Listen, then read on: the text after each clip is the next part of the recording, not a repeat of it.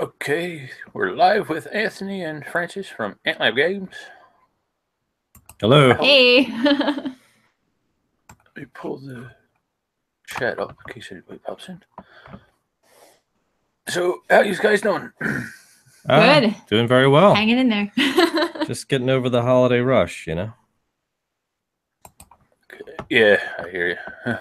How was your holidays? It was good. Yeah. A lot of family. I think we still have some holiday stuff to do, but a lot of people to see, you know? But it was really good. Yeah. Very busy. How about you? Same. Yeah. A lot of traveling.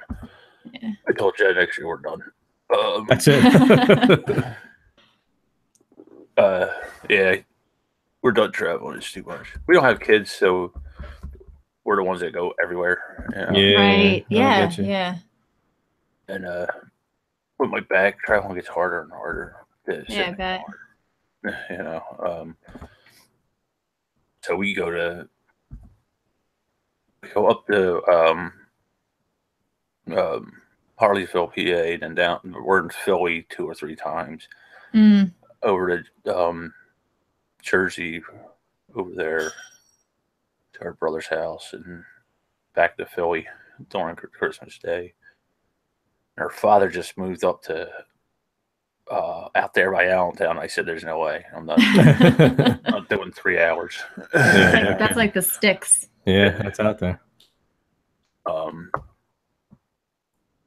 Yeah, so I said next year we're done. I said actually next year let's just go to Disney or something.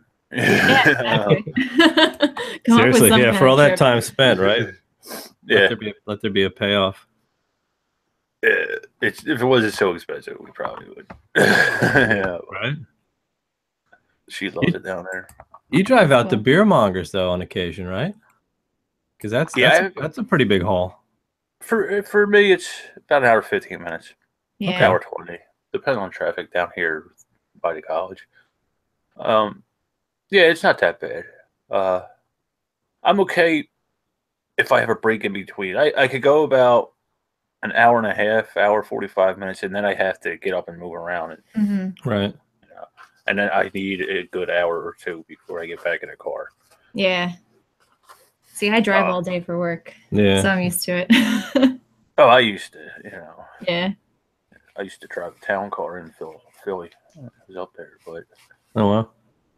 How are those events they do up at Beer Monger? So a lot of people show up, a lot of gaming. Was it mostly just beer drinking? It depends on the time of the year, but I'm trying. Usually there's probably 15. Okay. Or 20. Yeah.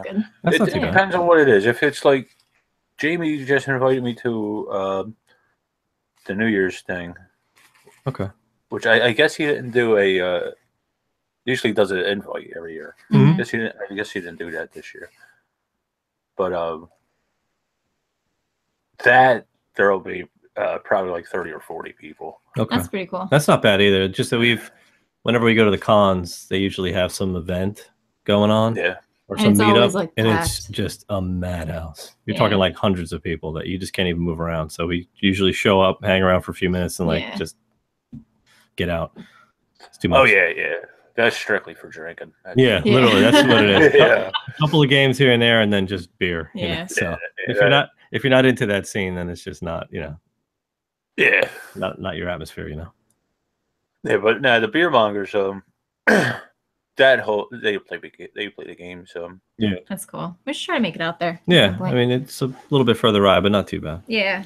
Yeah, it's the second and fourth Tuesday of the month. Oh, okay, so it's twice a month. And sometimes 5, depends if there's 3, depending if there's a 5th Tuesday. Yeah. Okay. And then like I said, I'll email you later. Like I said, there's that New Year's thing. I think it's on the 13th. It's all right. all day Saturday, I think it was. That's cool. Cool. I don't know where it is. I don't remember if it was at Jamie's house or Beer Mongers. Yeah, whatever. I'll email you later about it. Okay. Yeah, but them guys are cool. Like I said, that was the only gaming group I ever played with. Oh, really? Yeah. I tried down here. I have a gaming store that has like their own club behind it, and I tried it once with their open gaming day, but I think it was a tabletop day or something when I tried it. What store was it? That Days of Nights? Yeah. Okay. And it was just a bunch of college kids, and I didn't get their humor. And yeah. but I don't know if that's their normal group or not. I never went back. Yeah. It happens to be Tuesdays. Yeah. Okay. Yeah. So it was either I was down the shore or up at Beer Mongers. But maybe I'll try it again. I haven't played a game in 6 months. Oh my god. Oh my gosh. So I'm just getting back into it. No, I'm lying. Me and Jen played Vikings 878 Vikings. The 1775 version of Vikings. No, we never played that. From Academy. We played that. Is that like a war game based on like a war type style game? Yeah, it's a very very gateway war game. Okay. Well, it's a little more complicated than 1775, but still very, very entry level. All right. You get a lot of games to catch up on then. Yeah, good stuff. You're talking 6 months now. Yeah, you're looking at Origins, all of Essen, all of Gen Con, all of PAX U. So it's I did go to PAX East for. Oh, you did? Did you? I was there. Me and Jen were there Friday. I was wondering if you make it out there. Yeah, I mean, you almost had to go to that, right? It's in Philly. So it's like a no-brainer. Yeah. But we were only there for a few hours, for about 5 or 6 hours. Yeah. Okay. On Friday, and I was trying to get back Sunday. It just didn't happen. Was that your first con? Bad time. No, I've been to Origins. Okay. BGG Con. What else did I go to? I went to an unpub, or an unpub. An unpub, yeah. Yeah, we liked the size of PAX because it was kind of like an Origins light in a way. Like it was smaller. Yeah. I mean, probably all you needed was really a day, unless you wanted to get a lot of gaming in. If they had with other people, if they had more releases, I think it would have been awesome. They just didn't have any real releases for that con, So it was more or less just go buy whatever games you don't have, and then just play. We played a lot of games, so which is good. Yeah. Well, that time of the year, they won't have new releases. I mean, well, unless they get something from work. Essen. Yeah, if they bring them in from Essen, that's the thing, right? But it was on the same weekend as BGG Con, so they got all the Essen releases. PAX U didn't get anything, so except for Merlin. I think it was the only thing we got. We got Merlin and Pioneers. The only reason BGG gets the Essen releases because Scott brings them over with him. He flies a couple pallets over every year. Yeah, we would have definitely went to the BGG Con, but this one was in our backyard, so we had to go with that. Well, next year it'll be different. I think they were saying. Anthony was telling me I think it's going to be the week after Thanksgiving next year, and Scott always has BGG the week before. All right, well, then, I guess we're going to 2 cons in November next year. That'll be the last one in the hotel that Scott has it in now. Then okay. They're going to move it out of there. A bigger one, yeah. All right, cool. That's good.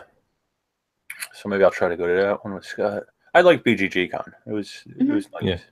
Yeah, we've not been to one yet. So. We hear like only good things about it though. Yeah. Which is why it'd be neat. It's like more intimate from what we hear. Yeah, it is. Gaming. The last few years it's been tougher to get the hotel or the tickets. I can get one or the other, but not both. Oh wow. You kind of need both. Yeah. Especially that one, because that's in the middle of nowhere. It's right on the airport, and that's like out in the middle. Wow. And that's, I think, that's part of the reason he's changing the location. He didn't want it to grow too big either. Yeah. We talked about that. Hobby's growing though, man. Yeah, but he still doesn't. He doesn't want it to become an Origins or He didn't want that. I guess as long as he caps the tickets, right? If he puts a cap on how many tickets he sells, then at least he controls, the size, which is good. Yeah, but he Scott always tries to please everybody. He feels bad when right. the way he is. Yeah. I like oh, he's a good person. Yeah, we definitely like him.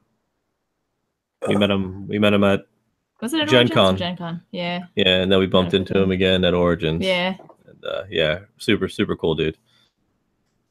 Yeah, I've never been to a Gen Con, and I don't think I ever will. It's I just chaos. don't think I can handle that many people. It's a lot. It's a lot of people. Yeah, Lance has been bugging me to go to that for years. It's just too many people.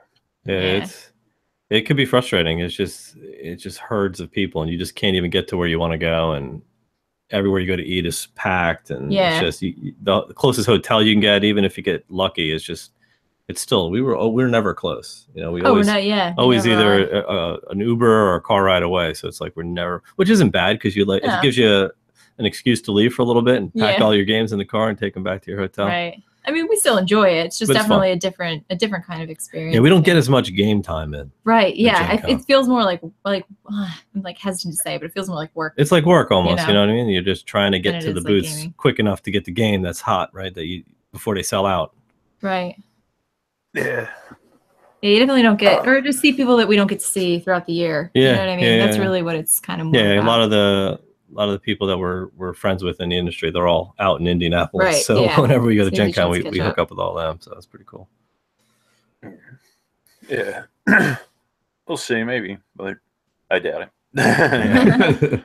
Yeah, it's not cheap either, right? Because you get in the hotel, plus the flight, you got to fly out. I mean, you could drive. We drive out, but you're renting a car for 5 days, and it's it's 10 hours each way. You got to be willing to sit in the car. Yeah, it's a long ride, but it's not bad. So we split it up. We split the drive, but it's still 5 hours each. It's a long ride. Yeah. So, but we like it. Origins is only what for you probably 8. About 8. Yeah, it's about 2 hours shorter. Nope, that's not too bad. Yeah. Maybe I doubt it. Like it's expensive. You gotta do it once though, right? It's the big one. It's what Liz keeps trying to tell me, but I agree with him on that. You got to do it once. Like we're gonna try to do Essen next year. Yeah. And that talk about expensive, right? That's you're flying to Europe, and then so that alone is gonna cost you. But I've wanted to go so bad. Yeah. I almost had Jen talked into it. We were going to go. I've always wanted to go to Ireland and Germany. And, yeah. I almost had her convinced. I was going to kind of plan it around the same time. Yeah, why not make a vacation out of it? Yeah. Well, yeah, that's what I told her. I said I'm only going over there once. Yeah, exactly. Right, get it all in. But she came back with, I always wanted to go to Australia. And I'm like, that's a 24-hour flight. There's nothing good in Australia. Yeah. Like everything in Australia can kill you. Yeah, there's every animal and insect down there is like the deadliest of its kind. So I have no desire to go to Australia. There's beautiful areas. I would like that. I think I would like that, but it's like, that's going to be real expensive. Yeah, that'll cost you, man. Yeah. We'll see. Yeah. I'd have to, get a really, really good job. Yeah. Even when I was waiting on trains, I didn't make that much. Yeah, that's like saving for years just to go. Yeah. So, how did your story is similar to mine. I know you started off solo and then your wife came along, blah, blah, blah. But how did Atlam Games get started originally? Oh, wow. Okay. So back in the day. Yeah. So it was just an idea that I had because I was playing a lot of solo games and I thought I had sort of a knack for reading rules and learning them and teaching people. So I'm like, you know what, let me try to film this. I had a good camera. So I was like, let me try to film this playthrough and kind of explain what I'm doing and see if that kind of picks up. Right. And, you use all the other channels out there as sort of inspiration. I think everybody does that, right? You're like, oh, these guys do a pretty cool job. Maybe I can do something a little bit different and just add to what's out there. Right. So make just variety's good. So I just started filming it and people started subscribing and then it blew up. And then when I met Frances, I hijacked the whole thing. Yeah, she literally was. I was like, well, by the way, I have a YouTube channel where I play solo board games, and she's like, oh, that's cool.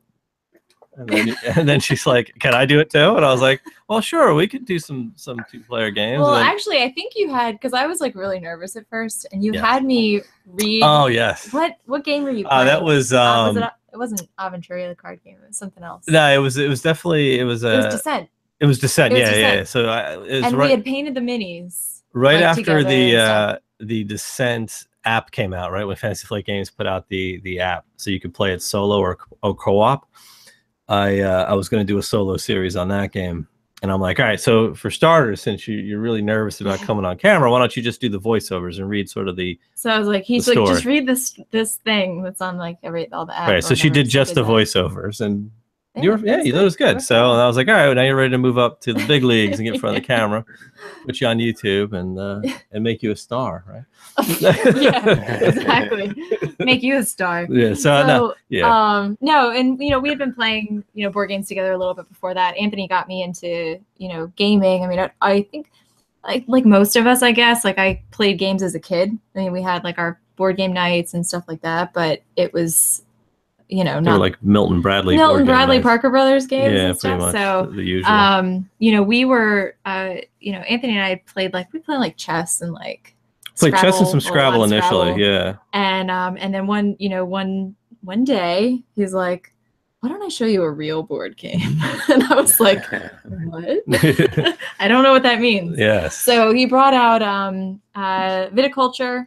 I think we played. Yeah, right? we played. That was the first one. And just I had absolutely no idea that this world even existed. Yeah. And it was like some kind of match made in heaven, because I was like, this is exactly the kind of thing that I enjoy doing. And we had a lot of fun engaging in it, together.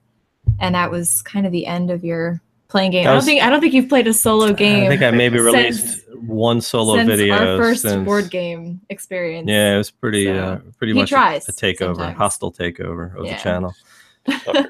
Yeah. But let me tell you, like I was I was going up in subscribers. The channel never really like blew up until we started doing like the 2-player stuff, and that's when a whole different audience came in, because it was a greater appeal, right, than just the soloists, right? Because the soloists, you're going to get people who really just want to watch solo or learn how to play a game solo, right?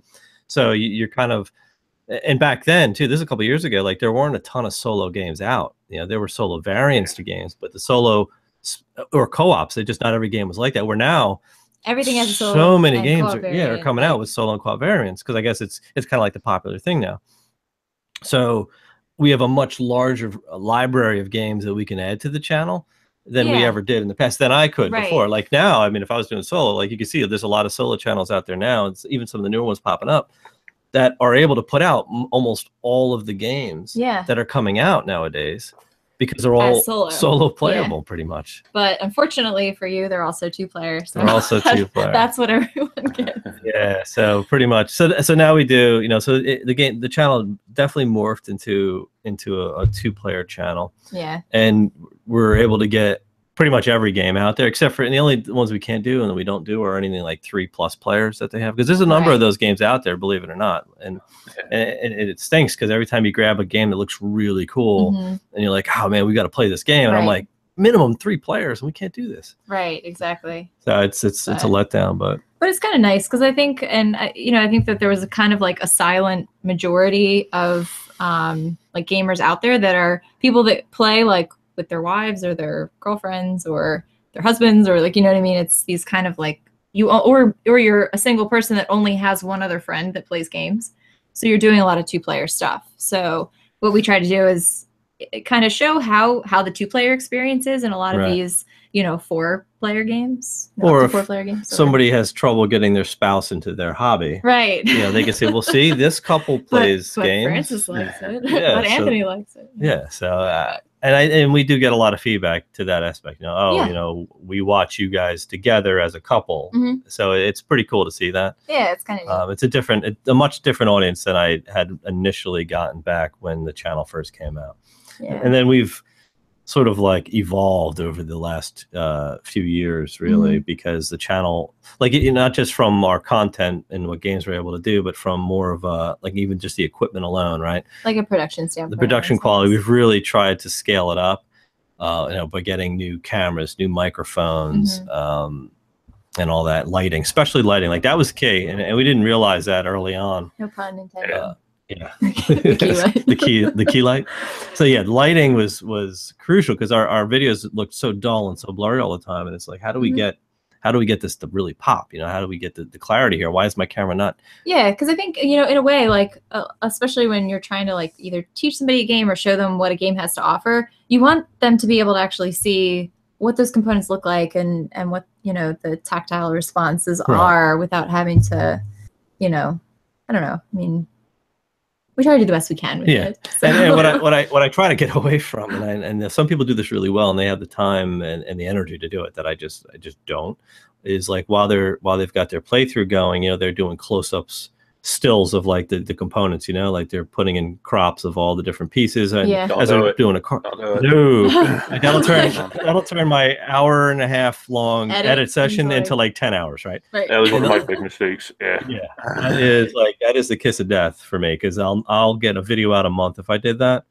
and it's a lot of work, and I think it looks great, and I wish I had the time and the energy to do it. I just don't. So we try to keep it as concise and as repeatable of a process as possible to make it efficient. Yeah, so that like I've got templates made, so when we get new footage, I just drop it in the template, and within minutes I can get it to almost where I need it to be to get it onto the channel. You know what I mean? Because I don't want to sit here for hours and hours and hours.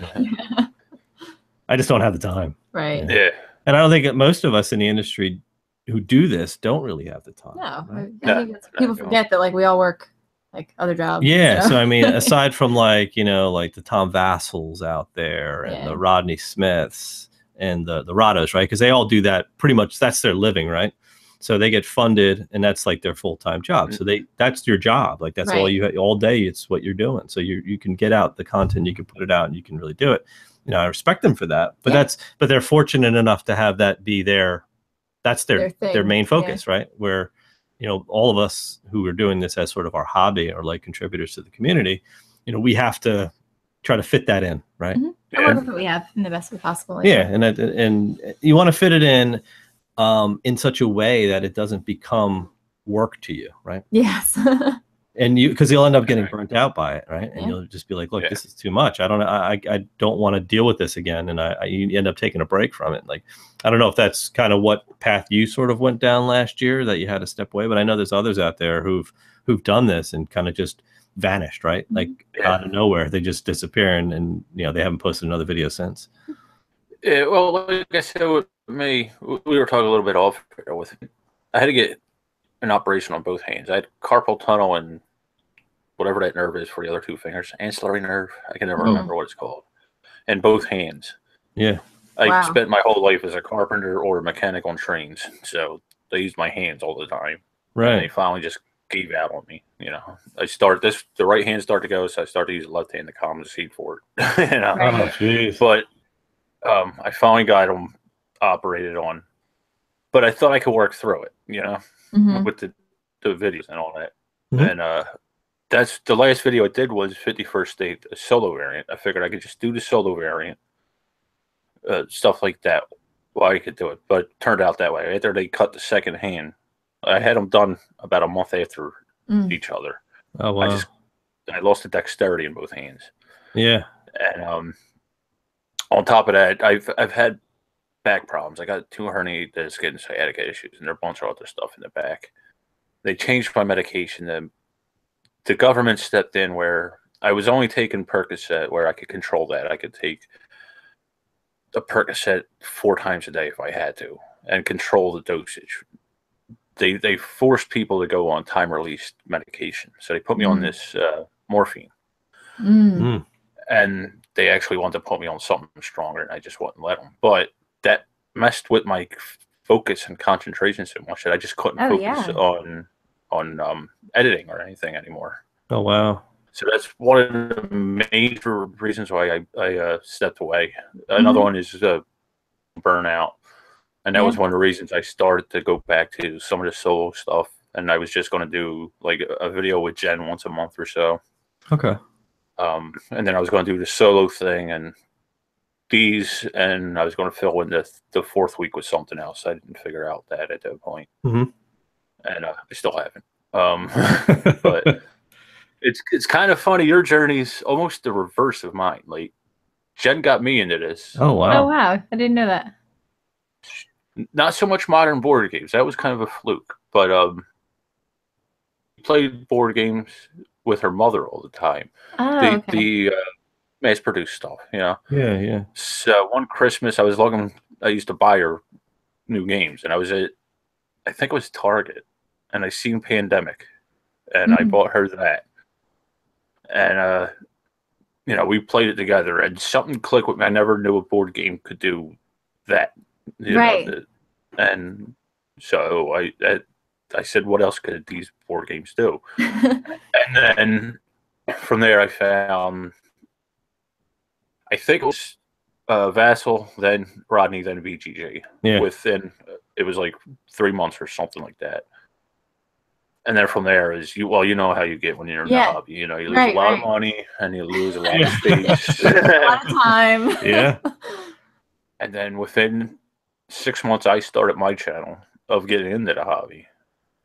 And then Jen's seen how much I enjoyed it, and she asked to do it. Camera. So I got around that with different things. But then, like I said, she got burnt out just because there's so many games that comes out every year, and you know how this is. Doing, you know, a game a week. That's, you know, a game to learn a week. Yeah. It's a lot. Yeah, it's a lot. Yeah. And I'm more into the Ameritrash. Well, I go back and forth, but the Ameritrash games are rules heavy. Yeah. Oh, yeah, totally. Yeah. But I do flip back and forth. So, you know, 6 months it'll be Ameritrash games. Then I don't want nothing to do with them. Just all Euros. You know? Yeah. And she liked the Euro version of me, but.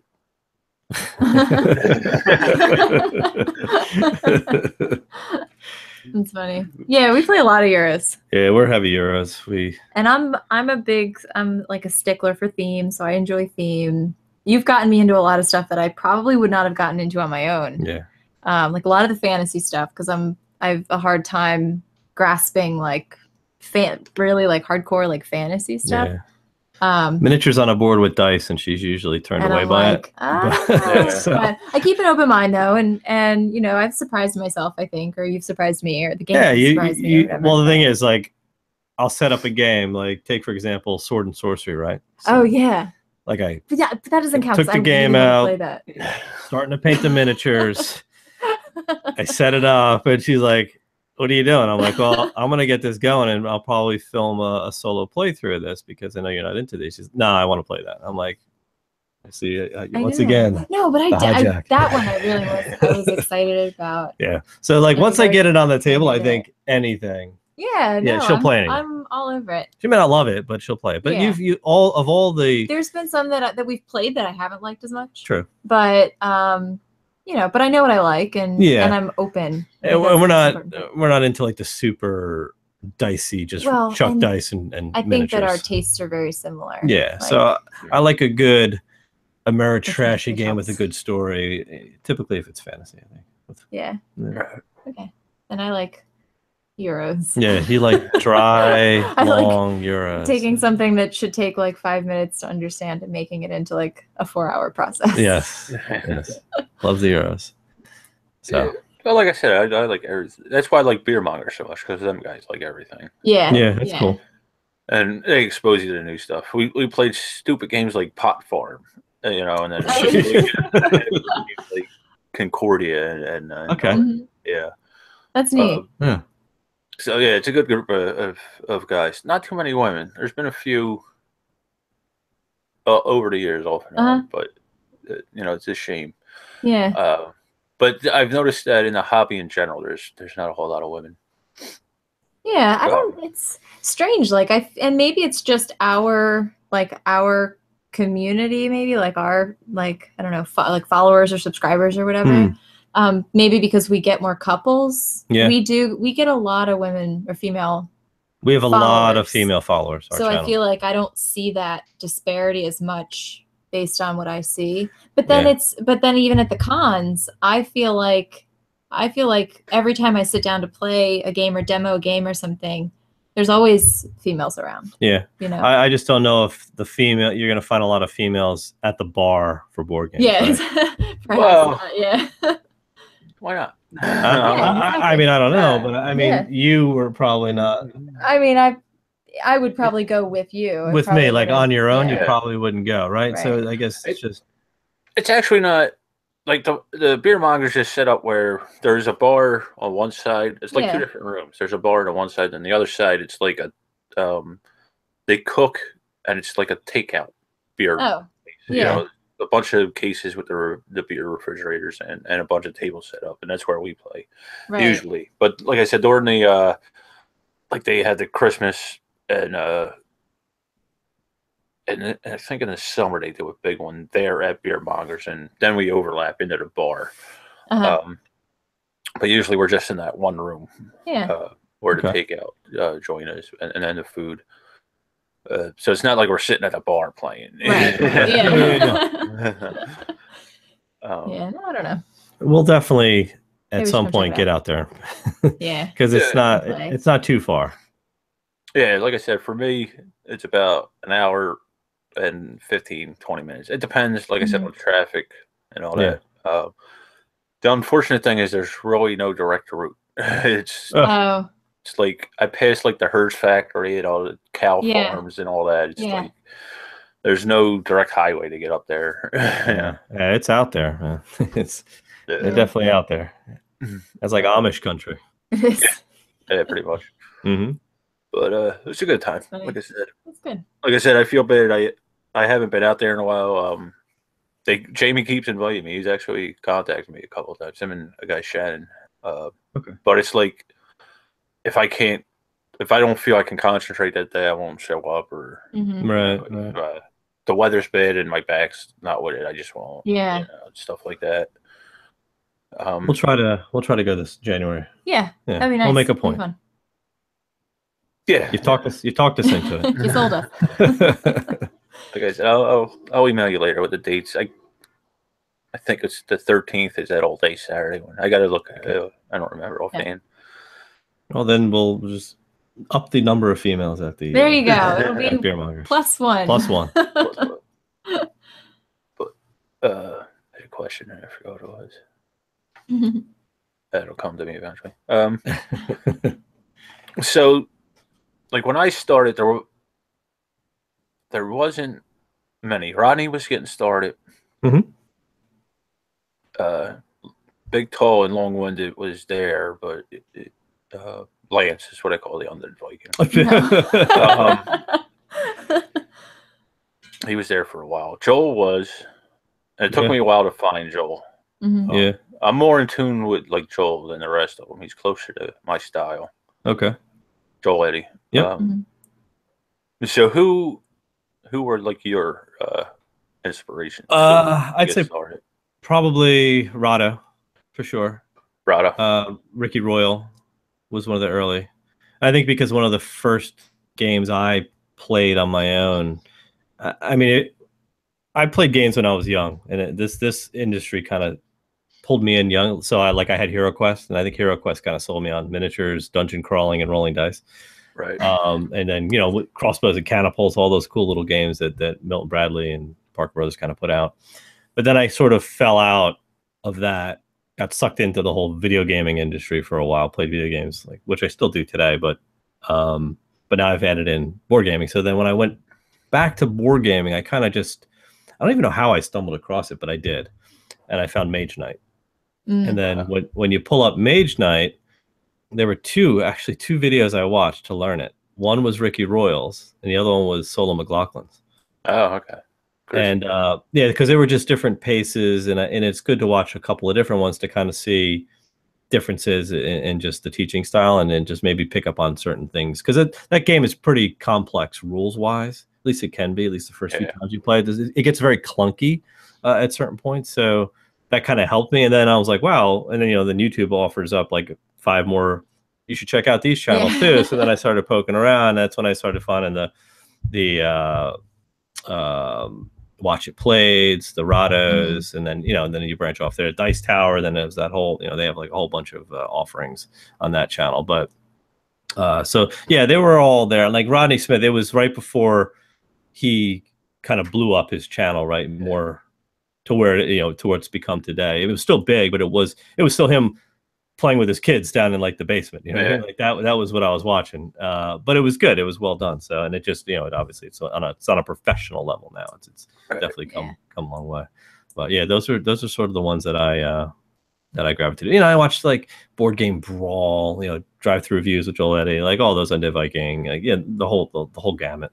Now there's like 10 like times so many people out there, and we try to follow everybody, not just as like, you know, I don't know, to like learn how to play or anything like that, but just to kind of see like what our fellow folks are, you know, out doing, and we're friends with a lot of people and stuff. Yeah, so we're you know, trying to really meet with them too. Yeah, you know, at the cons you run into right. all the contributors typically, you know, frequent the cons too. So yeah, it's a nice chance to meet them in person, you know, right.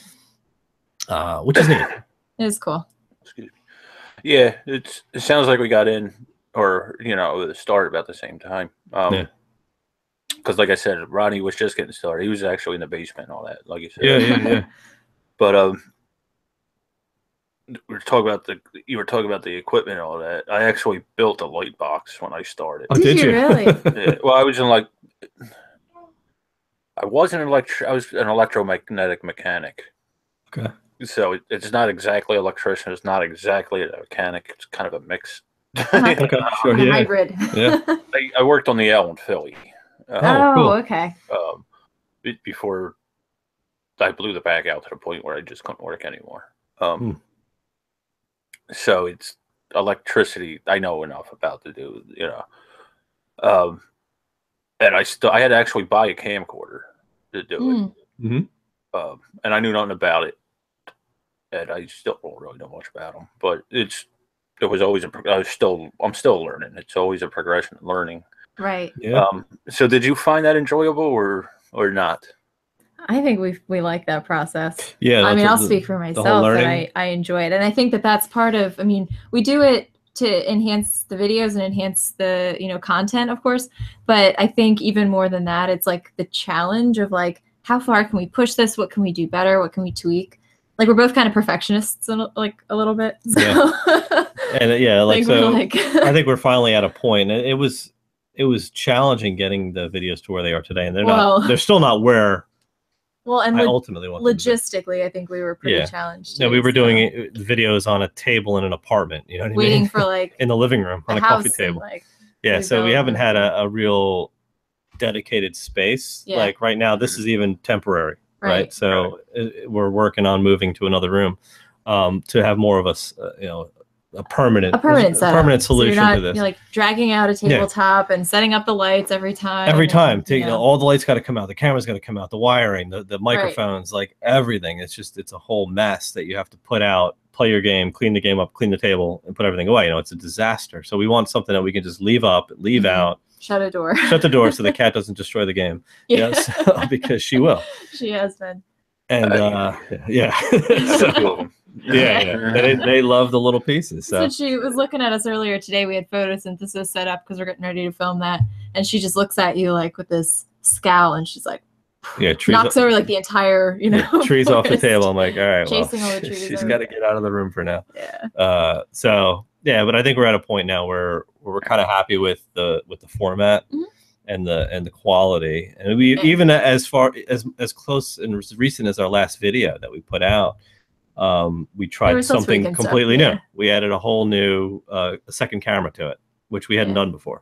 Right. We've got a stationary above the table camera, because the biggest thing is we used to set a camera here between us. And this has been my gripe for like the longest time, because we have this tripod sitting up between us, usually shooting down at the table, and we're constantly like knocking into it and banging it, and it's shaking all over the place. And then you can't ever do a second angle if you want to, you know. Because the camera on us would see take the tripod down, you know, to a camera, turn it around there, or whatever. So right. we've kind of fixed that. So we came up with a solution. It's above the table now. It's not between us, and then we can have a second camera shoot us. So you can kind of go between us and the table. So the whole thing with our channel is it's about the viewers seeing the game, but also feeling like they're playing it with us. Part of right? it, part of our game night. They're kind of watching the game from our view, then watching us play, almost as if they're sitting at the table with us. Like that's how we want the experience to be. Feel. So, it's not about teaching you how to play the game. It's about come play with us, right? Right. And how does the game feel? And how does it feel like to play this game? So.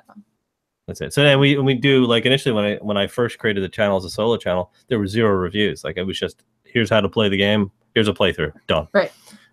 Now we do full playthrough with a review at the end. Like it's always a review. So we actually do reviews. No ratings, but we give our pros and cons. Right? Yeah. I think because I think it's about, just helping people decide whether or not they want to buy a game.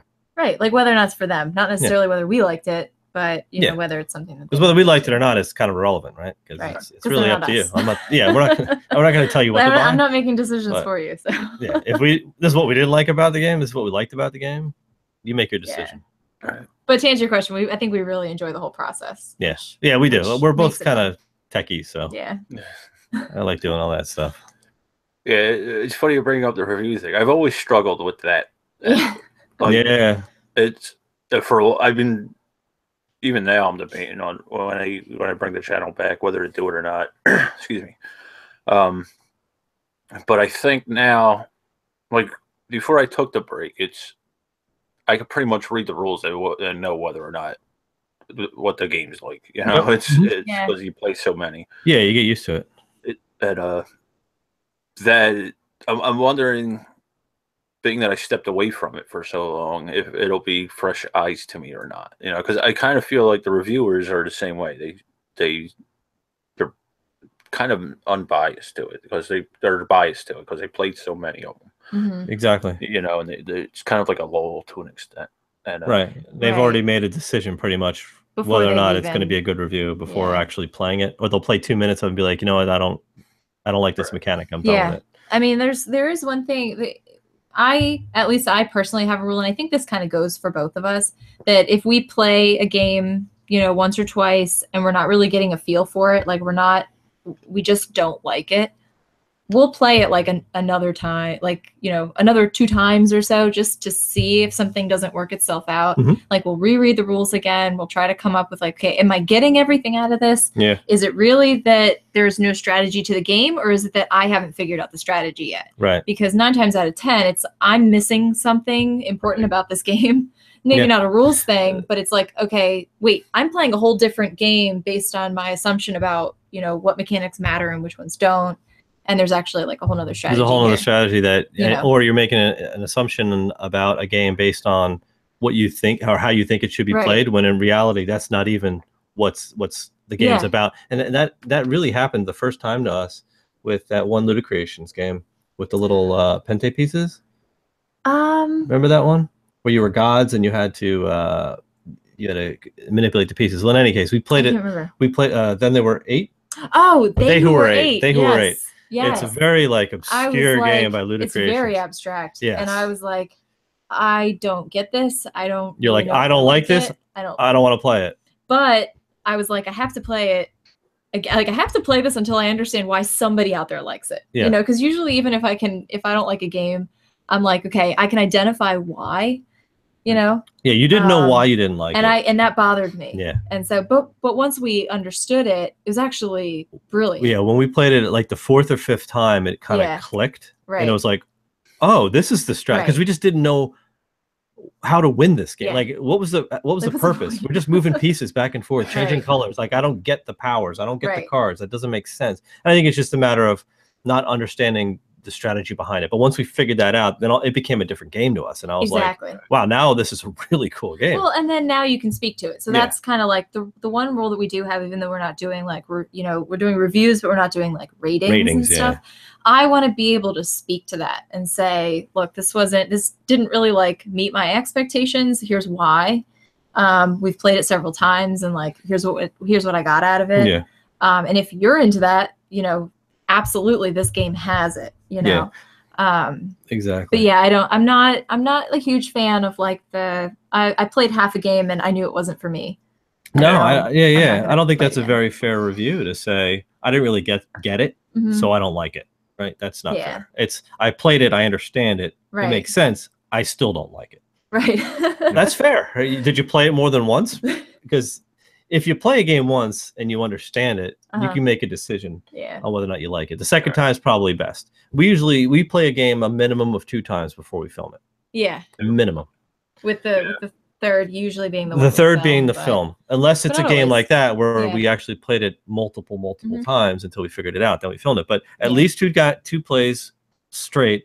By the end of the second one, we're pretty much like, we may not even finish that game. Like, all right, we get the rules. Let's do one live, right? For the film, because we also want to retain some of the freshness in the playthrough, right? Because we still want some surprise and some and some spontaneity, right? So so we don't want to overplay it and then just have us being droning through the game like, all right, well, now you move, now I know your strategy, because that's not fun to watch. You know what I mean? Yeah, we always see Anthony says this, but what he really means is that we have to play enough to where he understands my strategy, so that I can I can play with that strategy. It's actually funny you brought that up. For me, it was always a minimum of 5. Wow. The filming being the 6th or 7th, depending on how many times the filming got screwed up. Yeah. But Jenna was usually the 2nd. Okay. One, so she could learn the second one, so she could, so yeah, it's kind of funny that you bring that up, because I don't know, and I did actually think about that.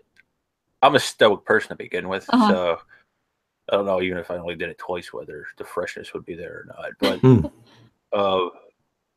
But with Jen, we played differently. I'm by the gut, so it doesn't matter. With me, it's like, I want to try this. Let's try this. So that's similar to us, though. I think you're definitely more of the like shoot from the hip. I'll just make the move, because you enjoy throwing a bunch of pieces out there and like fixing it afterwards. Yeah, see what happens. Where I like the most optimal, efficient plan from the very beginning. So you can figure out who's more AP prone. It's me. I mean, I'm okay with it, but I think that's definitely, you have different styles, which can, lead to exhaustion too if you're continuing over and over and over to play a game. Maybe. True. I don't know. Yeah, but I think we I don't know if we could do 5. That's pretty. That's a lot of games, man. Yeah. That's a lot. But I think that Well, it depended on the game too. Like I said, if it was if it was an easy game or that is 2 or 3, but and it also depends on how familiar you are with the mechanics, right, and the rules. And if it's just a game that's pretty straightforward, you get the mechanics, you get the flow, and you play it twice, and you're like, all right, we have this pretty much down. Yeah. Well, like you said, I mean, you get to a point where we all play so many games all the time that you can read through the rules and like I can see where there's holes in the rules and where we're going to have issues and things like that. Yeah. But really, those plays that we're doing are to kind of confirm or deny those things, or our suspicions about it, kind of. I think. And it also kind of highlights any of the ambiguity in some of the rules where you're like, we can do this, but can we actually do this? Can I move this thing 3 spaces, or they have to be 3 spaces orthogonally, or can it be just within 3? Like, if it's not explicitly stated, then all of a sudden you're going to BGG and trolling the forums to find where's the answer. Somebody's had to have this question. 9 out of 10 times somebody has asked that exact question on the forums, and then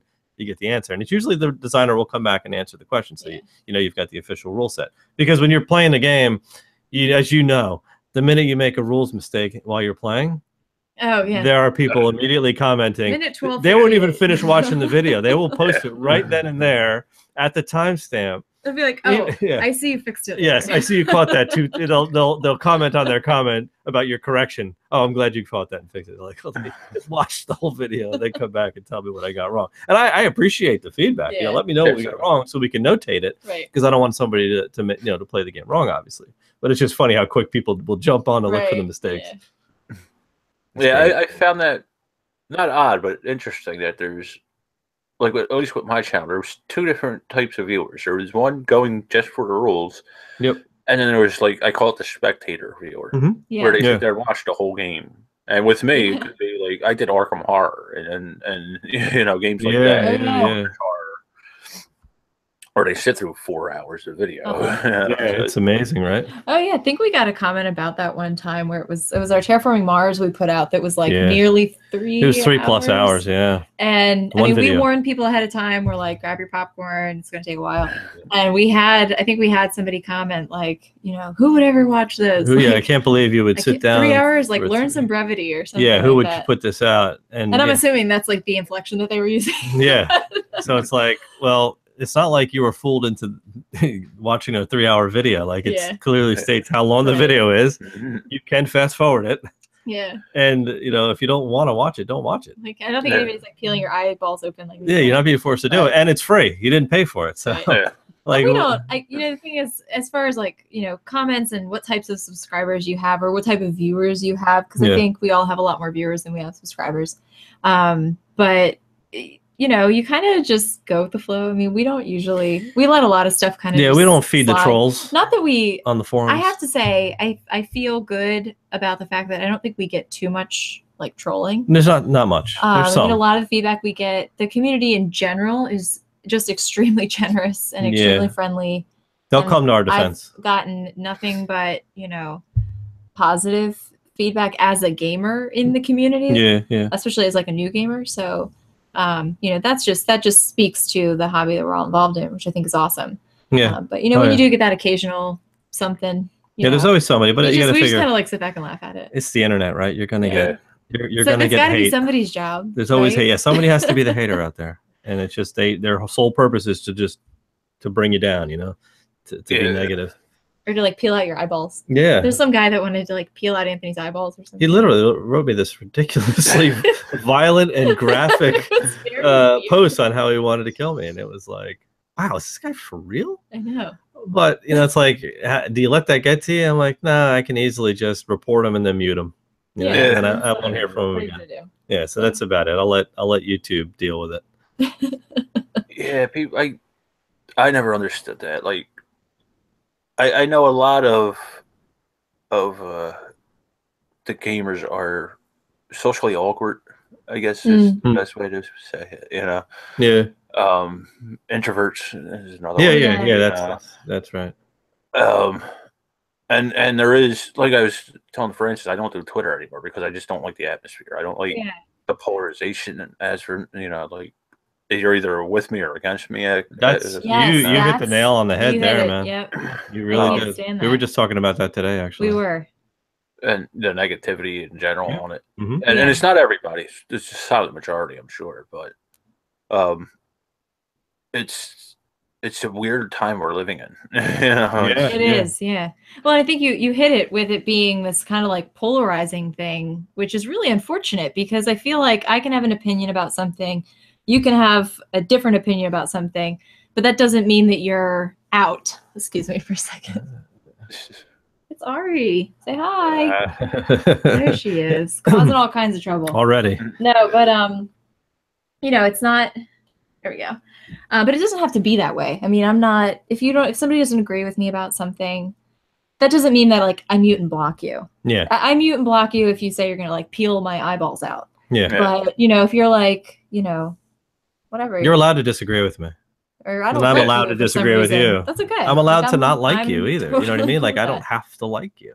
Yeah. But, you know, I'm not going to go out of my way to make you feel bad about you or yourself. I'm just going to not hang out with you, probably. But that is how, I mean, Twitter, I think, has gotten that way. Like you were saying, Barry, where it's like, you know, if you don't agree with me, then you are like the devil. Yeah. You know? Then you're wrong. No, if you don't agree with my views, then you're wrong and you're a bad person, Barry. Yeah. Like that. But you're right. That's what's coming across on a lot of social media lately, and it's frustrating. That is frustrating because it's like no one's allowed to have an opinion anymore, and it's like I get it if it's negative to keep it to yourself. You don't really need it, but disagreement isn't negativity, right? Yeah. Right. We'll leave it at that. Yeah. Yeah, it's weird. Even like I noticed, I haven't been on BBG in a while, and I went into the forums, and some of them, I see some of them are real negative like that. Like there's this movement, and I think it's touching all parts of our society right now, and it's bleeding into the board gaming industry, you know, in our community because it's touching everywhere. It's not. Right. I think you know nobody's immune to it. So I think it's just a matter of let's weather the storm and then hope it kind of dies down. And I'm just gonna like sit in my storm shelter and play my games. that's it. We're just gonna play games, man. And you know, I'm just gonna bite my tongue and let everybody else get on their soapboxes and create their platforms and try to be the whole recognize me and acknowledge me and hear me and all this stuff. And all right, you do that. I'll just be here playing games. I'll be here playing my board games. That's all I really want to do, man. I had a question for Francis in particular. Okay. Jen and I went to see The Last Jedi. Yes. And I was thinking, I don't know, I don't really like what they did with the Rey character. Just because I'm not a huge fan of the movie. In general, I'll put that out front. But she just got so powerful too quickly for me. But regardless, I find we're seeing a lot more female heroes in movies in general. Right. But do you find that's the male version of a female hero being pushed on the screen, or do you think that's what women want to actually see as a female hero? That's a really good question. I mean, I would say that, I mean, as a person in general, I think we always like to try and see people in positions of power or heroes, these kinds of things, as somebody who we can relate to. And I think for a lot of women, seeing a female, archetype or a female superhero or, somebody else who's doing like great things, as a female, as opposed to a male, does make them feel more comfortable, and you kind of root for them a little bit. I am not always in that camp. I mean, I think that especially when you're taking something like a storyline that has so much history and everything with it, putting a female character at the forefront just for the sake of putting them there because they're female, to me, isn't necessarily as great. I certainly like to see my fair share of, female heroes and things. And like, if we play a board game, I'm definitely going to be like the female mage. Like I'm going to, because I want to feel myself in that game a little bit. Yeah. So I appreciate that. But when it comes to like popular culture and making decisions just based on the fact that, well, we have to put this female character there so that everybody feels like they have some, something to relate to. Because it's I inclusive? wouldn't sacrifice a storyline for that. Does that make sense? Yeah. You know what I mean? But it's nice to see it pop up organically, in pop culture. But I wouldn't say like go and change a storyline because of, just to kind of push a female character out there. Yeah. But I do agree. She definitely went too strong, too fast. Now, all of a sudden, she can wield a lightsaber like she's been doing it her whole life. After picking it up for 2 seconds. Yeah. I don't get it. Yeah. I don't get that part. Yeah, I think that they seeing a I don't know. And again, this may not be like the voice of women in general, but this is kind of how I feel about it. I've never really seen a difference between like female characters and male characters in my life. Like the people that I look up to are people that work really hard doing what they do, and they're nice, and they come out on top because they've tried really hard and they've overcome obstacles and things like that. And those obstacles aren't always gender or, color or any of these other things that, could be potentially like marginalizing. People overcome all kinds of different obstacles. And to me, I see value in people in general being in positions where they've earned that, and they've worked hard for it, regardless of anything else that might define them physically or otherwise. Right. Okay. So. Thanks. Yeah, I asked Jen that a couple of days ago too. It's like, I think it's great that they have female characters in movies now, for, like you said, for women like you or Jen, like, because they really didn't have that when Jen and I were growing up. We're a little older. Well, Jen's older than me, but she had like Princess Leia, and Yeah. Well, one was like, what were we just talking about? We saw Justice League, right? Yeah. And we were talking about Wonder Woman, And we're like, okay, well, when we were growing up, Wonder Woman was just like she was not a that chick cool. with a lasso, Yeah. right? Yeah. And now she's like, she's kind of like, She's pretty badass. right? Yeah, she's really badass. You know, so that's kind of cool. But I think again, it's awesome. Yeah. I think that's a natural progression. I don't think that's so much of like we're changing we're not changing a storyline, but they're not casting a woman as Batman. You know what I mean? Like suddenly, right? Just for the sake of it being women can be Batman too. Well, let's just right, like but come Batman up with is something not organic. There's Batwoman if you want sends to the same message. Batgirl route, you know? Yeah, let's not change, or like Spider-Man making female play Spider-Man, right. Like to force a female into a male role just because they want to change it up. Well, and make I think that happy. the whole idea of like, well, women can do it too, but which is what they're saying. You know what I mean? Is great, but it's like have it happen organically as opposed to just saying, okay, well, we had like a male in this role for a long time, and now you know, let's just put a female in that role, or let's create a Batgirl because we have a Batman. You know what I mean? Okay, then do that. Like, well, come up with if you want to create a Batgirl for a female role, create the Batgirl. Don't put the female in the Batman role. Well, exactly. To replace Batman. You know what I mean? Like you can't do that. It just doesn't work. Like that. Right. That I think is silly. But yeah. That's a really good question, though. There's been a lot of discussion about that and stuff. But I just think about like, like what I would want like my daughter to grow up learning isn't just like you deserve to be included because you're a woman. It's no, you can be like pretty much anything you want to be just because you can be anything you want to be. And like, look at all these people in general that have done a lot of really hard things. And they're very proud of where they are now. Yeah. Not just like, he's Batman, so now, well, I want to be Batman because he's Batman. No. Yeah. Like, I want to go be awesome because that guy over there is awesome. Right. Or that lady over there is awesome. Yeah. There's no... Like that. That's kind of how I look at it. The sense of entitlement. Yeah. That's... Just because you have it, I won't. And I deserve it. Doesn't work. Nope. So. Yeah. All right, cool. Thanks. Yeah. Good question. Thank you. All right. What else? I should have wrote something down. Right? Maybe be more organized. We definitely covered quite a variety of topics. Yeah. I didn't. I had something.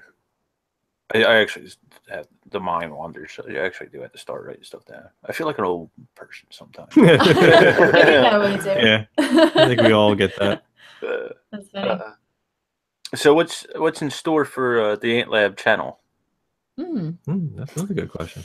In the new year, well, we already talked about the fact that we're doing our budget and stuff. We're trying to see what cons we can go to this year. We're trying to get to Essen. I think that's a definite. I mean, we haven't bought plane tickets yet. But we already bought tickets for Dice Tower Con. We did buy tickets for Dice Tower Con. So we're definitely going to that this year. Haven't done that yet. Mm-hmm. That's down in Florida. Yeah. Orlando, right? Yep. That's a weird time of the year for me. It's like the week of the 4th of July or something. It's just a tough time. Yeah. Gen Con. Gen Con and Origins. Origins for sure. PAX for sure. BGG Con. Yeah. We're going to do. Essence is up in the air, but we're definitely going to try. Yeah. For the channel? As far as the channel goes. Well, we have a podcast that we've been doing. Yeah, we started a podcast. Well, we started the podcast last year. Actually. And we did like 4, talk about burnout. We did like 4 episodes and then like fell off the map. For a couple months, went back. And then we're at episode, 11 now? I think we have like 11 episodes. So we picked it back up. It's on iTunes. So it's a nice way to be able to talk about games. Cause I mean, on our channel, as you know, we play a lot and we do talk about the games we play, like that game that we're playing basically. Mm-hmm. But the podcast allows us to kind of go a little bit deeper into like, a bunch of games that might all fall into the same kind of theme or answer some questions that we get commonly from, people on the channel and games that won't make the channel. Games that don't make the channel that we play because we do play a lot of games that don't make it to like get a playthrough kind of thing. Yeah, we do like to play games for fun. Yeah, we do. Believe it or not. So. Which you have to do, right? Because otherwise, again, it's just work. Right. But it's funny because when we play games off camera, we still talk through our moves like we're on camera. We do. So, it's very weird. Yeah. Like we play with other people too. Yeah, like so I'm going to move here so that I can do this, and then I'll get those 3 points. Okay. All right, now I'm going to go here. Yeah, like we just self-narrate as we play. That's just what we do now. And it's which is funny when we play with people that aren't like contributors. But then when we play with people that are contributers, we all like the whole table. Like everybody explains their moves. The most polite game. Yeah, like when we're in, whenever we go to the cons now, we always end up playing with like from Man vs. Meeple, and we'll sit down with those guys, and as we're all playing, we're all talking through our moves like we're on camera. It's like this is great. It's like the habits you create. Yeah, it's pretty funny. Like that's how you play games now. But it's actually helpful because then you're kind of reaffirming the rules with your move, and everybody else goes, yes, that's right, you can do that. Everybody understands what you're doing. Yeah, and it just clearly puts out what you're doing. Because I remember we play with people that don't do that. It like weirds me out because like my friend Joey, he's like he'll just do stuff. And we're like, what did you just do? He has to like recap his whole thing. I'm like, okay, that makes sense. All right, that's legal. Yeah. So that's pretty funny. But yeah, so I mean, we have a lot of that. I'm trying to think. We've got, for some reason, January is like Kickstarter month. Yeah. I just did a list yesterday. We have a pile. We've got like a pile of Kickstarters to do. I think this year, we have been doing a lot of Kickstarters. We don't answer every Kickstarter request that comes in. I mean, we answer it, but we don't put everything. We don't accept it. Yeah, we don't. We really only accept things that we would actually play, or we think that we would like, or that are fully fleshed out and stuff. Yep. But I think that this year we're gonna have to start getting even a little bit more, like, particular about what we're taking, because it's just getting to that point where we have a lot of things that other publishers are sending to us, or games that we really want, or that we've bought that we haven't.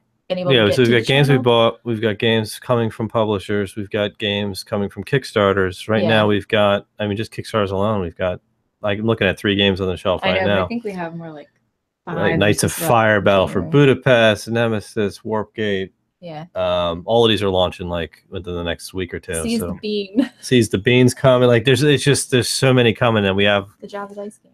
A very small window to get these filmed, right? Because they all have to be out before the campaign starts. But as far as what to see on the channel, it's probably January's going to be a lot of Kickstarters, but we'll hopefully balance that out with a lot of other, I don't want a lot of stuff to get out. We were very much against becoming a Kickstarter only channel. Because, I mean, it's good. We like to support the community. I think people put a lot of work into these Kickstarters. Yeah, a lot of good ones. And there's a lot of good ones out there. Yeah. And so we definitely want to continue to support the community in that way. Yep. But there's stuff that we want to get out too. So we got to make time for that.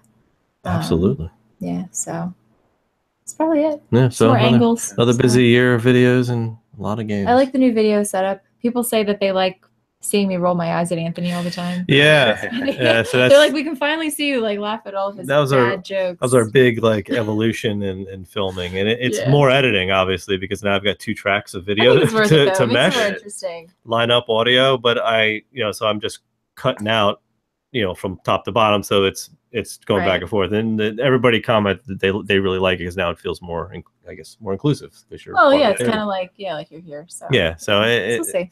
So it's more worth, but it's not enough work that it kind of deters me from wanting to do it again. So I'm going to continue to edit it that way. Yeah, it is. The last video I did was actually 3 cameras. Oh, really? Wow. That's a lot of work. I never finished it. It was King's Armory. I haven't played that. I want to play that game. Is that good? It's long. Okay. That doesn't scare us. Yeah, we're okay. It's if you like that type of game, I think you would enjoy it. That Tower Siege game. Okay. Okay. And John put a lot of time in the theme and all that into it. I found I don't think I like that type of game. Myself, Yeah. Jen doesn't either. We tried that Castle Panic. Yeah. Didn't like that one either, and that's a lot. So it's in that vein where everything's coming in and you're trying to defend them. Yeah, it's a much deeper fantasy theme. Okay. Right. You know, a little more complex rules. Yeah, Castle Panic's very like light. Yeah. Like kiddish almost, you know. Yeah. Yeah, it is. Yeah. And yeah, that was a 3-camera Wow. because Wow. it was so big. Oh, really? Right. The board was so big. Yeah. Yeah. Like towards the end, I think I started with Arkham Horror. Where I also started the overhead because of the board. I couldn't get the board in with. Yeah, that board is what I just originally really, wanted. really tall. Yeah. Right? So it's one thing for the wide boards, but Right. the tall boards, they're the ones that are tough because you can't see anything because you're zoomed out so far. Yeah. And you have like all this dead space on the Yeah, sides. on the sides, It's just dead space. Yeah. Those are the toughest, man. But yeah, but I may go back to it. I don't know yet. It's tough. You were talking about dedicated space. I actually had plans to make this my dedicated gaming room. Oh, Okay. nice. But then the mother-in-law came back. Oh. So I got to put that on hold. Yeah, right. And the table I used to do it on is no longer here. So I think I have another room over there that's pretty much storage. I think I'm going to... Yeah. I've been cleaning that out slowly. It's actually the room I started in. I'm going to clean that out to start filming in there yet. Again, I haven't even decided what game to film. Yeah, I was going to ask what's Yeah. next. What's next in your queue? You have a lot of choices here. Yeah, I do. It's not going to be anything new. I know that. It's going to be something light. You know, I did sort of a practice run on a game.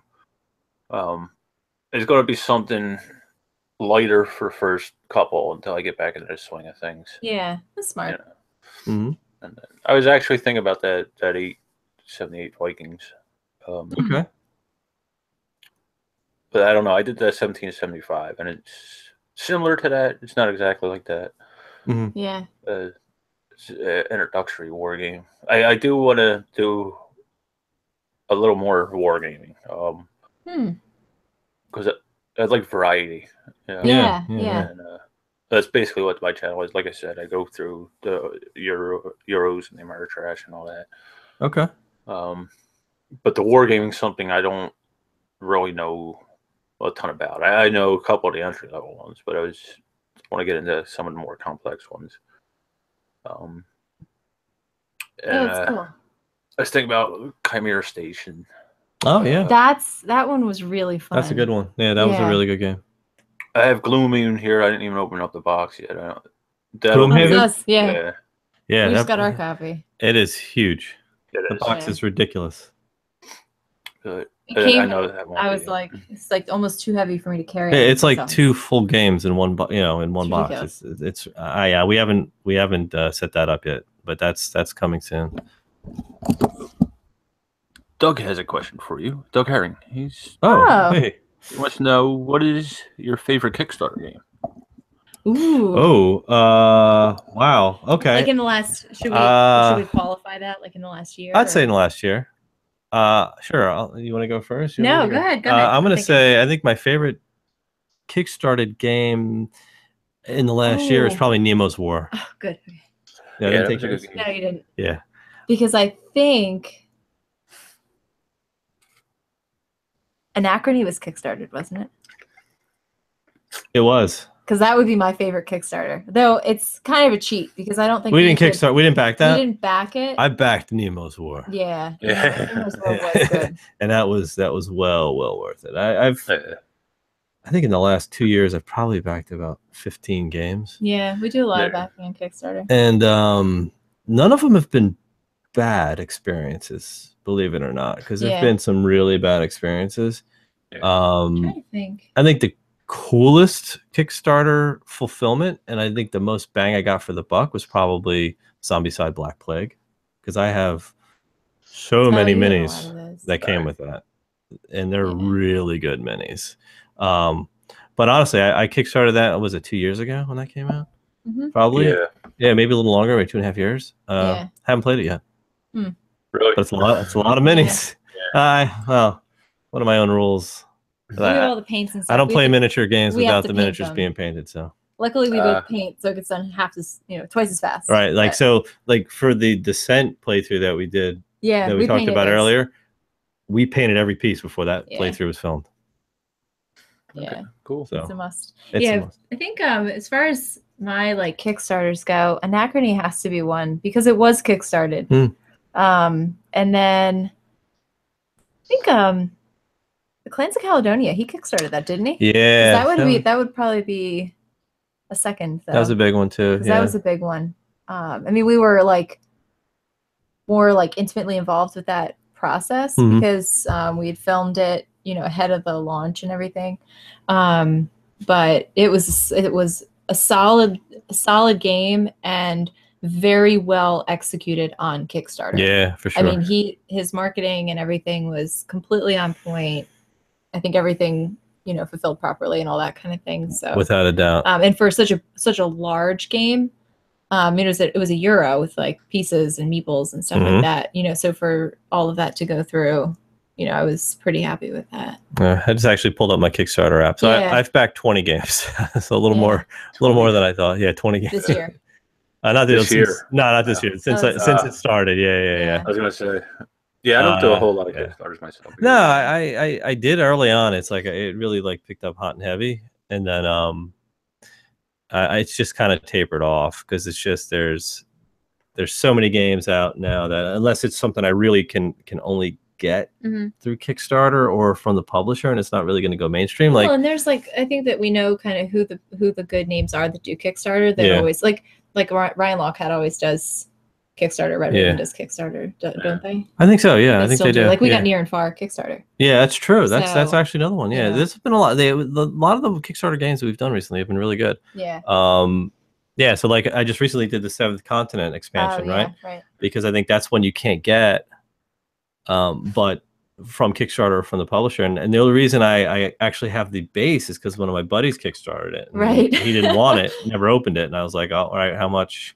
Yeah, and we traded him like a whole bunch of other stuff. Yeah, random other stuff. Yeah, he's one of those people who kind of get into a hobby and then fall out of a hobby. Yeah. So now all of his Kickstarter backings are landing, and I'm like, just send them on over. Right. So save me the way. So hopefully Doug, that answers your question. Yeah. Okay. Dean Branton had a question. Okay. I don't know if you guys really want to answer this because some people don't. That's fine. But he wants to know what you do for your jobs. Oh, okay. This is very common actually. So he's not the only person to ask. Yeah. Yeah. You want to go first? All right, sure. So I actually work for the federal government. I'm with the Department of Homeland Security. Okay. Doing things that I probably can't talk about on YouTube. So no, I do I work with schools and stuff, and I do a lot of driving every day. I listen to a lot of audiobooks, and I work in regulatory compliance. So okay. Yeah. I work for basically an investment bank, so I work in finance. Okay. So. Doing a lot of things you can't talk about. A lot of things you can't talk about. But it's financial markets. That's what I work in. Been doing it for like 22 years, so long time. All right. I don't want to keep it too long. No, it's okay. I used to do questions. I don't know if I want to do that. Might as well. All right. So, what's a game that you guys like and everybody else hates? Whoa. Ooh, a game that we like and who's everybody else? Yeah, who's everybody like else? The community in general? Yeah, the community in general. All right. Well, so what's some of the games that people really hate? I don't know. What are the typical games that people hate? That's a tough question. I mean, because we like a lot. Well, I mean, most people roll their eyes. Okay, here's one. Lignum. We liked Lignum. Everybody we know who's played it hates it. It's about making wood, like chopping wood and drying it and drying it. You don't even make anything. You don't turn anything in. You just take and you float it down the river, and then you sell it, and you fulfill contracts. That's pretty much it. That's one that I don't think. Oh, I have another one actually. One of my favorite games is a game called Colony by Bazier. And a lot of people didn't like this. I think Tom Vassell actually crushed this game, like physically hated it. And you know, if it's one of these games where if you play it like a rolling dice, like luck based game, you're not going to enjoy it, you know, unless you like just getting punished because there's no mitigation. But if you look at it like it's a dice for resources game. Yeah. So you have to build your tableau in such a way that you can mitigate the dice rolls and maximize what you're getting out of it. And so there's a lot more strategy in it, I think, than what people pick it up are anticipating. Yeah. So I would say that the majority of people that played that, at least first go around, didn't like Yeah, it. But it's didn't one of my like favorites. it, but it was a good game. Yeah. Yeah. That was actually one on the short list of the new videos. Oh, cool. really? Yeah, definitely worth doing. That's a good game. The next question is the reverse. That was one that you that we don't like. Yeah. I know you know the answer to this. All right, go ahead. No, you go. I cannot stand Jaipur. And every time, this drives me nuts, because every time you're on, Facebook or whatever, and the board game groups are always like, what game can I pick out to play with my wife, or play with my friend, or play with my grandmom or something? Like, the first game everybody always recommends is Jaipur. And I don't understand it, because I cannot stand this game. And I think and this is another one. I tried it again, we played it again, we filmed it, still didn't like it. Right. I think my takeaway comment was like, it travels well. Like, that's really pretty all much I had to say about it. It's a small box game. But it is a good game, and I see why people enjoy it. For me, though, I think that we just kind of broke it too easily, where like Anthony just floods the market with camels, and it's just not a fun experience for me flooding the market at all. So, but I think that for that pace where people are like, what should I get? There's like a million other games I would recommend before Jaipur. Yeah, that's good. So that's my number one. Okay. I'll put this one out there because it'll probably make a lot of people angry. Okay. But I hate Arkham Horror. Oh. I hate it. It's too long. It's too punishing. And I just don't enjoy it. You enjoy punishing games, though. Not like that. Yeah. Like, if I'm gonna, like, I just find Eldritch Horror to be much more palatable. Put it that way. Arkham Horror for me is just, the card game. I used to own it. It was one of my first games that I got, like big box games. And I played it like once, tried it again, and I traded it away. Couldn't stand it. And if anybody asked me to play that, I'd say no. Oh, okay. Can't do it. And I know there's a lot of people who love it and they swear by it. Like, they just love that game. I think it may also because I'm not a huge fan of Cthulhu. Yeah, you have such an aversion to Cthulhu. I don't know if it's just bizarre. Overstayed its welcome, but I can take it in Eldritch Horror. Yeah. But outside of that, like, I just can't do it. I like it. I just don't. I like this guy. Yeah. A lot of people like Eldritch Horror better. I think because Arkham Horror is older to begin with. It's a little clunkier. Yes. Yes, it was very clunky. But I like Arkham better myself. Arkham feels more confined to me. Arkham, because you're just in the city, right? The town. Yeah. Where Eldritch kind of gives you the map, and now you're traveling all over the world. I just think that made me feel a little bit more like I was getting something done instead of just running away from, or just running from gate to gate to gate. It's just, I don't know. It was punishing. Didn't like it. Interesting. Yeah, maybe one day they'll do a true, H.P. Lovecraft game. But we'll see. I think Arkham's probably closest for me. Yeah. Now the living card game, I can play that one. I do enjoy that one, but I have that. I haven't tried it with anybody yet. I think I did a solo run when it first came out, and I got it. That one's more narrative, and I enjoy the narrative experience of it instead of just, here's another like punishing thing we're gonna do to you again, and then here's some more horror to hit your sanity. It is called Arkham Horror. Yeah, but it's like punishing.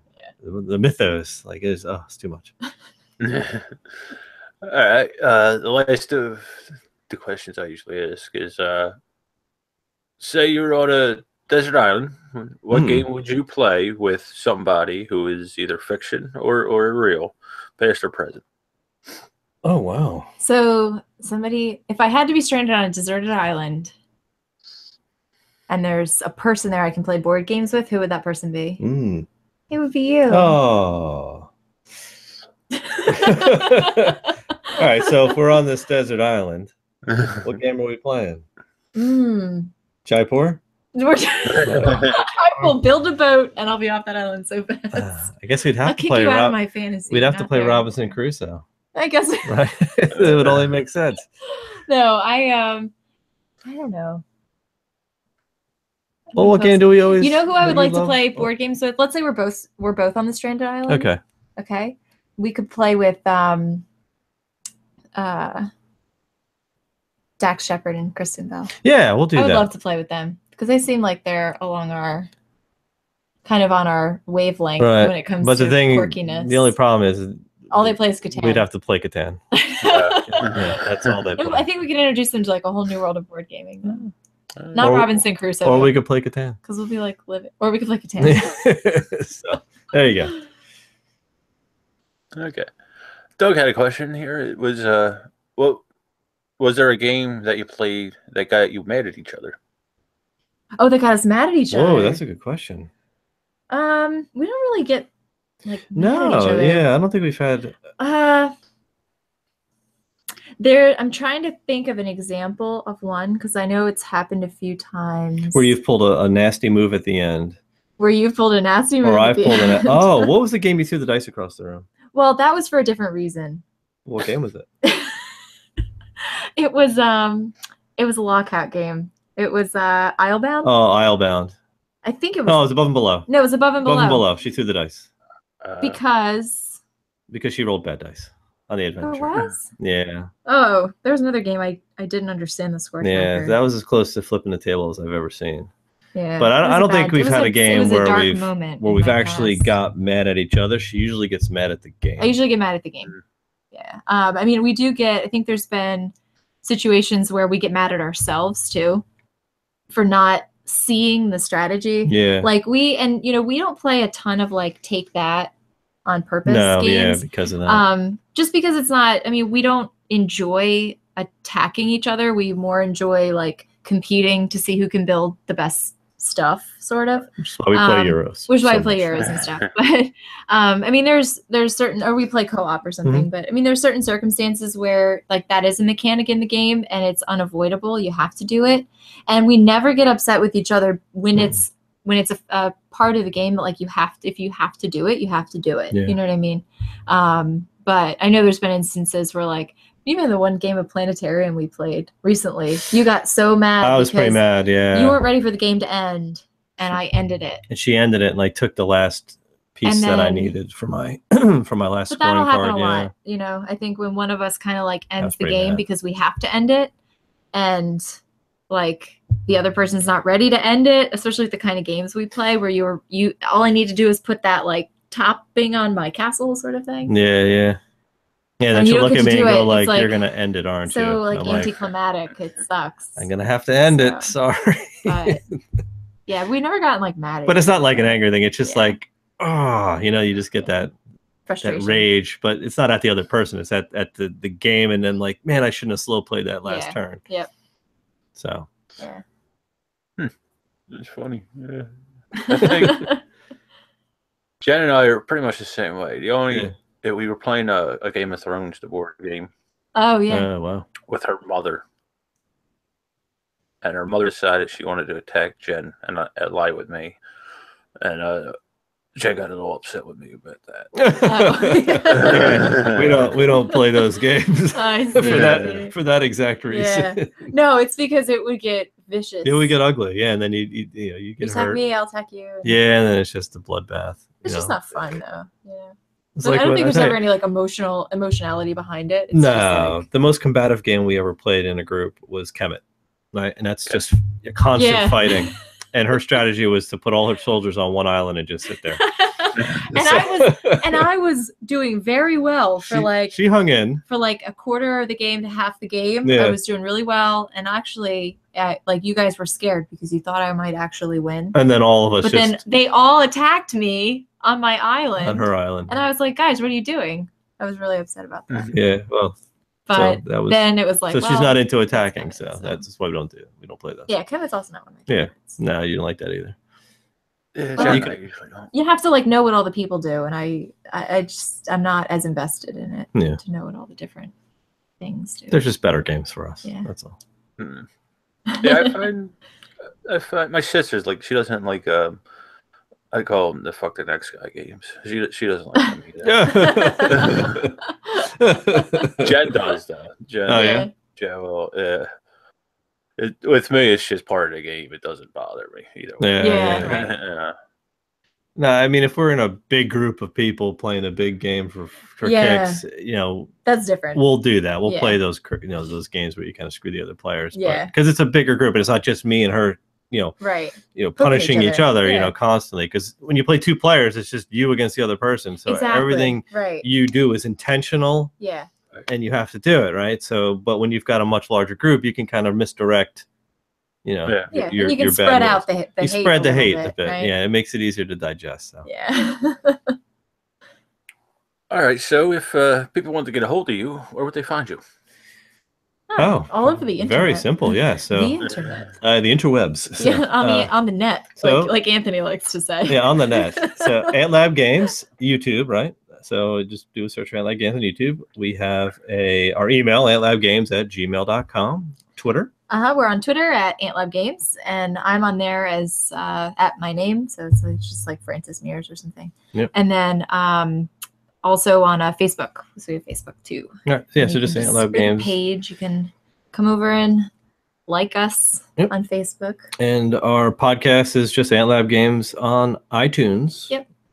And yeah, I would say as far as the majority of the communications that we get are either via email, which is great. We try to get back. We get a lot of emails, so we try to get back to those as quickly as possible. Yep. The Facebook messages I usually manage. So Anthony usually manages the emails because it's like that. It like goes to your phone. Yeah. I usually manage the Facebook stuff because it's like goes to my phone. Basically, is how it works. But either way, you'll get both. You'll get one or either, or usually both of us. Yeah. And then you can always tweet at us too. Yep. If you're on Twitter. And I always check Twitter. So. Yeah. So cool. All right, so like I said, I don't want to keep you all night. All right. Thanks for doing this. Yeah, of course. Sure. Thanks for having us. It's cool to do it again after so long. Yeah. We're glad to see you back. Yeah. In action. Definitely. You got to. I can't wait to see what game you choose for your first comeback really video. It's gonna be like I was actually thinking about one of the pandemics because that's the one I started on. Okay. Yeah. How about Pandemic Cthulhu? I'd like to see that. I actually thought about that. I didn't like the game, but I actually thought about that one. I find it was too easy, and with a co-op game, it should kick you in the teeth. It should. That one is very easy. Yeah. That one's very easy. I like the Iberia. Yeah, that's the newer one. Yeah, that one was okay. And Rising Tide, I think, is the newest one that came out. Yeah. Or either it's out or it's coming out. I haven't played that one yet. Like I said, I'm on a mission to go through every game I have first. Yeah. Before I start buying new ones. And I haven't bought it. I have some Kickstarters coming, like Massive Darkness came in a couple. Oh yeah. And then Gloomhaven, and there's 2 more out there somewhere. And I'm going to get rid of about 100 or 150 games soon. Oh wow. To just like all these shelves behind me, all that were full of games. I'm getting rid of them. They're all over here now, and there's still about 4 bookcases there. Oh my god! Wow.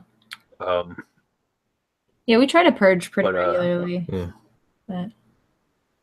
Yeah, I didn't. This will be the first time since I got in the hobby about 5 years ago. You gonna do a auction, trade them away? What's your plan? I don't know. I was asking Lance about that. I don't want to trade them away. I just want to get rid of them. Okay. There's no sense in trade them just to get just to get more games. So I don't know. He was telling me to do it on like Craigslist or something local. So, so you don't have to deal with the shipping. We have a group that should be. I think it's pretty local on Facebook too. That everybody's trading games all over the states, like Maryland, Delaware, Jersey, and selling games, right? And selling, so it's like buying and trading just in this area. So there's some local groups you can get on to. Right, we could do a BGG auction for local pickup only. Yeah. And we did that with success. We did that, with PAX U. I listed 25 games and sold 14. I think it's pretty good. And that was purely pickup at PAX only. At PAX, yeah. I don't know how well that would do, unless it was like PAX U or something. I don't know really how big gaming is around here. Yeah. Around this area. I think in the tri-state it's pretty big. Like, it was interesting at PAX to see how many people were from this area, like from the like Jersey, PA, Maryland, Delaware, kind of area. I was surprised. Yeah, actually. I think you'd be surprised. I was like, where are people hiding? There's quite a few around here. I was talking to Anthony Ricano of the Cardboard Jungle there, and he was running Portal's booth there at PAX. Oh, okay. And he was telling me he was surprised. Like, a lot of people there were just new to the hobby. Yeah. They were there just to see what the gaming was like. Right. So I'll be interested to see if that converted people or not. Yeah. Yeah. He said they didn't sell as much. Like, if you go to Gen Con or something like that, like they had Alien Artifacts there. Oh yeah. He said they were sold out on Thursday or Friday or the first day. Right. That lasted pretty much the whole week. Yeah. Well, I think a large part was because a lot of the people we ran into, at least, this was their first con. And if they are new to the hobby, it's not going to be like the shoppers like us that like go and we've got a list of all the games we need to get and want to get. And we have like a sense of urgency about it. I think a lot of the people that went more for the experience and for the gaming and maybe to pick up something that they were excited about, but they wouldn't understand the need for urgency. Right. You know what I mean? Or empty, not or the fact that wallet, this just came out and it's the only time. Cash, you know what I mean? Yeah. Like more experienced gamers would. Yeah. And a lot of them just spend most of their time demoing because it was free, right? So you could play the game. Demo. You could play the games all weekend and then not have to buy anything. Yep. Yeah, that's what he said. There was actually a lot of people who did just that. They just demoed it. Yeah. Yeah, but we'll see. Like I said, I want to clean this up a little bit, and then eventually I will get into my shop and build a gaming table for in here once I get rid of mother-in-law. Yeah. She screwed up my plans. Oh, jeez, man. I planned to build, I was going to call it a wall of games over here, or I was actually going to build bookshelves. Oh, nice. Because I got these cheap Walmart bookshelves and they always sag and all that. And I was going to build that and then the gaming table and all that. But I got to finish this shop. I got to finish wiring it before I hook up the soles and all that. Yeah, that's cool. Like I said, I'm just getting the dexterity back in my hands. Right. We'll take it easy, Yeah, well, Jed got me a bunch of stuff for Christmas for that. She got me canvas and like pencils. I don't draw, so I don't get But she said that, because I bought Legos and stuff like that just to keep them moving. Right. And she said, well, I figured it could be that. So maybe I'll learn how to draw, I guess. I don't know. Yeah, why not, man? Yeah. But she's been doing that, and she bought me this like stationary bike thing for the legs. The back doesn't bother me as much as I'm losing, because of the nerve damage, I'm losing my right leg. So I'm trying to get that back situated. Yeah. Eventually I'm going to have to get operated on. I just been pushing it off because I don't trust doctors. And the back surgery itself is, I knew people who went through that, and for most of them, it never went well. Right. And then there's that whole drug issue afterwards. Right. Exactly. Like I was saying, with the Percocet, I used to actually take myself off them for about a week to clean myself up. But I can't, since they put me on this morphine, I can't do that. It could kill me going through that withdrawal. Wow. Yeah, man. So I got to figure out something there. Yeah. So we'll have to figure something else out there. Oh, you will. Yeah. But I'm looking forward to getting back into it. Yeah. Definitely, man. This week I'll finish cleaning up in there and then start filming. I got to see the cameras and all that, the angles and all that. It's the reason I moved out of there was because I didn't have really enough room for all the cameras and all that. Right. Yeah. So I got to figure all that out again. And then Jen just took that remover with storage. Originally, that was my room. Like, because I've always done stuff like one of my uncles was big into Halloween, so I used to make Halloween props and stuff for him in there and stuff like that. And that was where I did it. And then she slowly started taking over it with the storage. And then I said, all right, fine. I'm going into the garage and I'm putting it in a shop, you know, with my table saw. I bought it industrial size table saw and all that. And then she's took that over. And then, now I was like, you're getting out of there. We're good at that. Yeah, but like I say, either next week or the following week, I'll start filming. I just want to go through these games one more time to see which one I'm actually going to do. Cool. And then you know, go from there. Right. Well, we'll look forward to it. Yeah. Anxious to see. And I want to figure out what the voice of the channel is again. Yeah. It's probably going to be solo for a bit. Yeah. It's probably going to be solo for a bit again. Like I said, I talked her into one game. Yeah.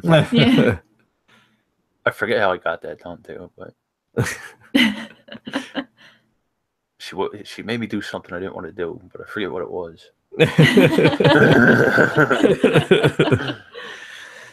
All right, so thanks for doing this. It was cool. Yeah. No, thanks for having us. And for everybody watching, thanks for watching. Yeah. Thank you guys. Yeah, thank you. I never did know how to end these, so good night. All right, have a good night. Good night.